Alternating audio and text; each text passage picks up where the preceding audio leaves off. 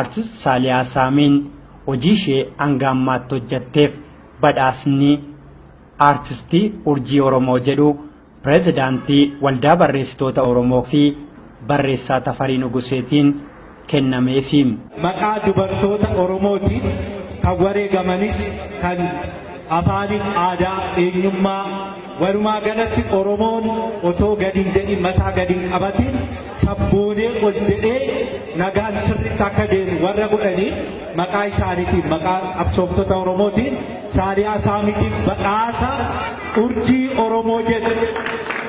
Urjii Oromoo addunyaa irratti akka addunyaa guutuutti akka nu mul'isu yoo barbaachisaa ta'e addunyaa bira dabartee yuunivarsiitii akka himtu kan nu gargaaru badhaasa tokko qopheessineerra.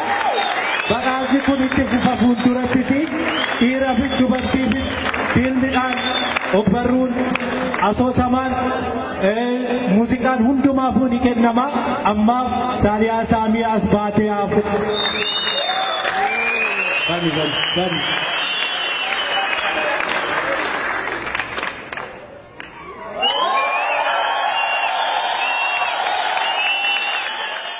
Artist Saaliyaanis badhaasa ishii kana akkanattiin ibsite. Ani takkaan agarre. Kana biyyaan an jiru san biyya nu dura guddatte jechuudha. Namuu waan takkaa dura guddataa ilmoonis ta dura dhalattee guddatee ta'an itti aanaa nuti dura dhalatte biyya addunyaa hunda keessaa ana akkasuma fakkaata.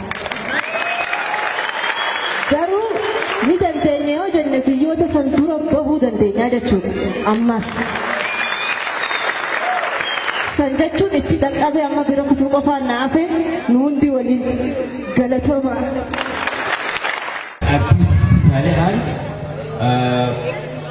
ayyaana kanaan qopheessuudhaan dhugatti waan hedduu nama boonsisu hojiin isiitii fi ammaas warri hirmaatan ijoollee shamarran wannoo kanarratti hirmaatan guddaa waan nama gammachiisuuti. Waan kun yeroo hundumaa'uu nuus akka dhiiraatis isaan bira dhaabbannee isaanis nu bira dhaabbatanii akka wal qabannee akka baanumsan dhaabbachuudha. Aadaa keenya, afaan keenya, duudhaa keenya hundaa wal godhuudha.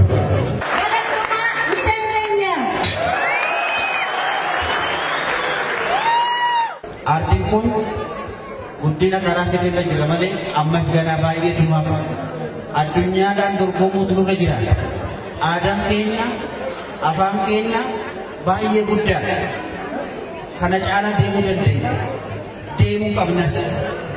Kanaaf akka guyyaa hojjechuutu nurra jira. Wal faana qabnee aartii keenya guddisuu nurra jiraata. Hundi keenya bakka jirrutti wal deeggaruu qabneef. Xumura irratti kan hin kaa'u guyyaa har'aa kana sagantaa bareedaa akkanaa kana. Qopheessuu miti yaaduun mataan isaa guddaadha anaaf. Qopheessuu miti yaaduun. Artist Saaliyaa Saamii yaada kana maddisiiftee yaadni sun sammuu ishii keessatti uumamee hin hafne dhalatee guyyaa har'aa kana gahee nama hunda bakka gara garaatiin walitti qabee sagantaan kun artiistota biraatiif fakkeenya guddaadha. Dubartii Oromoo dhugaattis onnee qabdu tawaa yaadde galbaangees waltajjii kana Oromoo isheetiif akka biiroo aadaa fi turizimii Oromiyaatti dinqisiifannaa guddaa qabna.